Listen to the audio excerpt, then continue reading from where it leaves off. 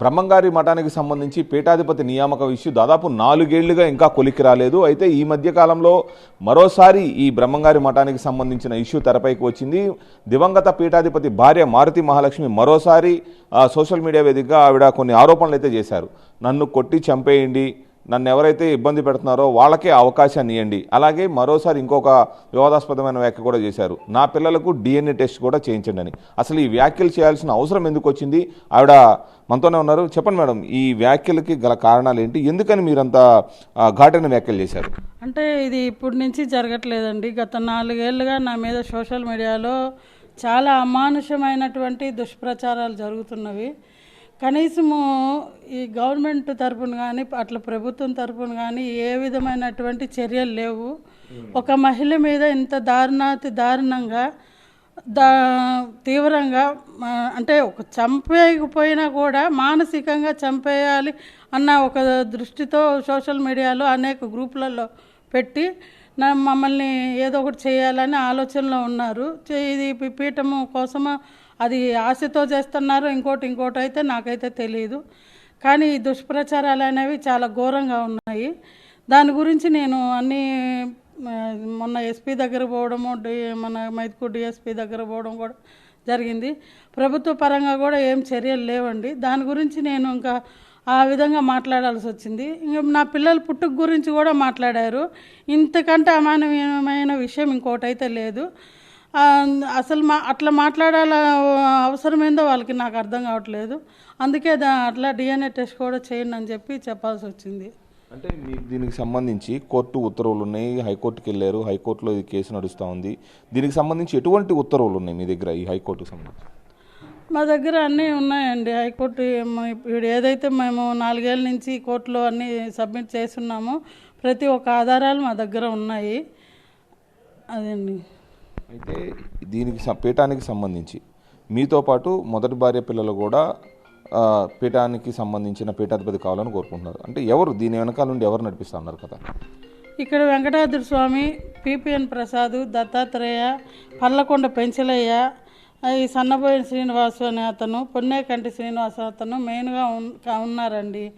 వీళ్ళు అమానుషంగా ప్రవర్తిస్తున్నారు. మరి వాళ్ళకి నేనేం అన్యాయం చేశానో నాకైతే అర్థం కావట్లేదు. దాని గురించి ఇది తీవ్రంగా ఉంది నా మీద చాలా వరకు. అంటే వాళ్ళు కూడా కోర్టుకి వెళ్ళారు కదా, అంటే పీఠాధిపతికి సంబంధించి అసలుకి మీకున్న వీలునామాలు ఉన్నాయంటున్నారు. గతంలో రాసిన వీలునామాలు కానీ అసలు ఫైనల్గా రాసిన వీలునామాలో ఏముంది మీకు తెలిసి? ఫైనల్గా వీలునామా ఏంటంటే వీళ్ళు ఎవరికి అర్హత లేదని చెప్పేసి స్వామి దాంట్లో రాసున్నారు. మా మట్టం లాయర్ గారితో రాపిచ్చారు స్వామివారు. అది కూడా దాంట్లో వీళ్ళకి ఎటువంటి అర్హత లేదని అదే స్పష్టంగా రాశారు కూడా. అలా రాసి ఉందండి దాంట్లో. అంటే ఇప్పుడు మీరు మొన్న చేసిన ఈ విజ్ఞప్తులు చేశారు ఎవరికైతే సీఎం గారికి కానీ, డిప్యూటీ సీఎంకి కానీ, హోమ్ మినిస్టర్ కానీ, ఏమని వినతి పత్రం పంపించారు? ఏమని అంటే అండి, ఇట్లా నా సోషల్ మీడియాలో చాలా దారుణంగా పెడుతున్నారు.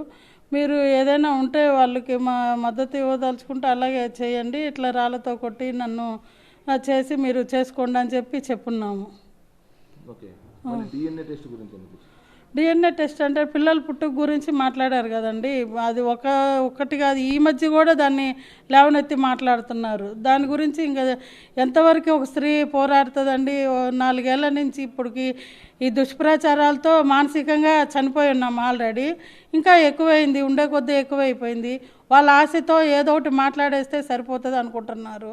అది ఇంకా మనుషులు ఇంకా అంతకంటే ఇంకా మానసికంగా చచ్చిపోవాల్సిన అవసరం లేదు కదండి. ఇంకా అందుకని ఇంకా DNA టెస్ట్ కూడా పెట్టండి అని చెప్పి మేము కోరామన్నమాట. ఓకే, ఏదైతే మొదటి భార్య పిల్లలు ఉన్నారో ఇక్కడ వారికి ఇక్కడ అంటే వాళ్ళు ఎక్కడ ఉంటున్నారు, మీరు ఎక్కడ ఉంటున్నారు? అంటే మీకు సంబంధించిన మీ పిల్లలకి అంటే ఈ బ్రహ్మంగారి మఠానికి సంబంధించి ఈ వేదాలు ఎన్ని రావాలి కదా, పీఠాధిపతిగా నియమించారంటే వాటన్నిటికి సంబంధించిన కార్యాచరణ అంతా చేశారా?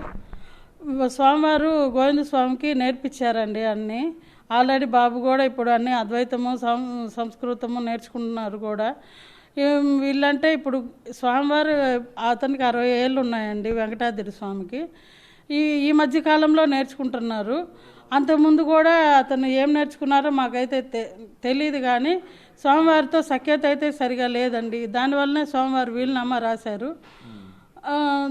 కాబట్టి అంతా రాయాల్సిన పని కూడా లేదు. ఏంటంటే వాళ్ళ నాన్నగారితో విభేదాలు ఉన్నాయి.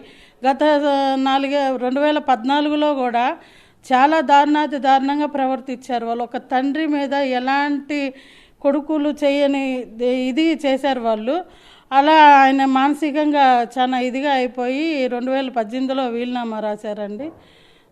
అదండి జరిగింది. అంటే ఫైనల్గా మీరు కోరుకుంటుంది ఏంటి? బ్రహ్మంగారి మఠానికి సంబంధించి మీకు ఏ విధమైన న్యాయం జరగాలని కోరుకుంటున్నారు? మాకంటే అండి ఏదైతే వీలునామా రాశారో సోమవారు అది చెల్లుబాటు అవ్వాలండి. సోమవారం మాట అది బాగా నిలబెట్టాలని చెప్పి మా తాపత్రయము.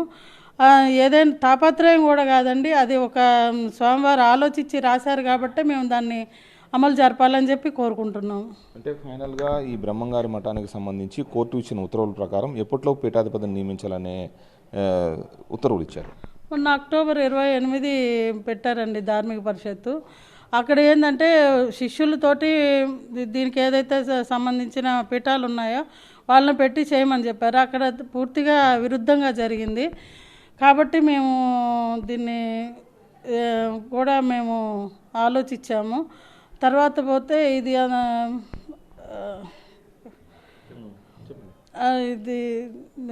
శిష్యులతో జరగాల్సి ఉండింది, శిష్యులతో అయితే జరగలేదు.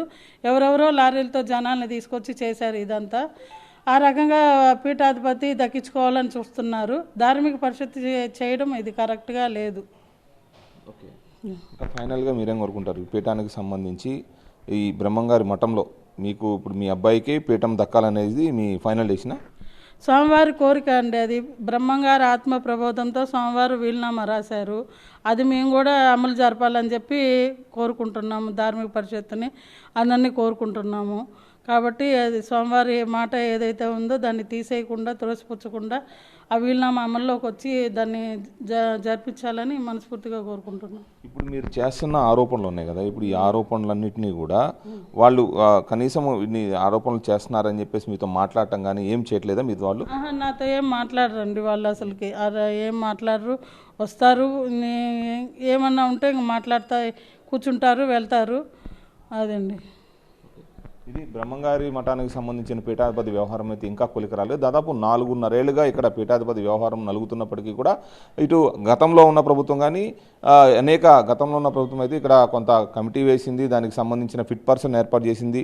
అయితే కోర్టు ఇచ్చిన ఉత్తర్వుల ప్రకారం ఇక్కడ ఫిట్ పర్సన్ అనే అతన్ని ఉంచకూడదు. ఎందుకంటే ఇక్కడ ఏదైతే పీఠాధిపతి ఇక్కడ ఉన్నాడు కాబట్టి ఫిట్ పర్సన్ ఏదైతే గవర్నమెంట్ నుంచి ఉండే ఫిట్ పర్సన్ అయితే ఇక్కడ అవసరం లేదని చెప్పేసి కూడా ఈ మధ్యకాలంలో తీసేయడం జరిగింది. అంతేకాకుండా హైకోర్టు ఇచ్చిన ఉత్తర్వుల ప్రకారం త్వరితగతిన బ్రహ్మంగారి మఠానికి సంబంధించిన పీఠాధిపతిని కూడా ఏర్పాటు చేయాలని చెప్పేసి ఉత్తర్వులున్న నేపథ్యంలో మరోసారి ఈ ఇష్యూ తెరపైకి వచ్చిన పరిస్థితులు కనబడతా ఉన్నాయి. దానికి తోడు ఏదైతే దివంగత పీఠాధిపతి భార్య మారుతి మహాలక్ష్మి ఉందో ఆవిడ కూడా అనేక ఆరోపణలు కూడా చేస్తూ ఉన్నారు.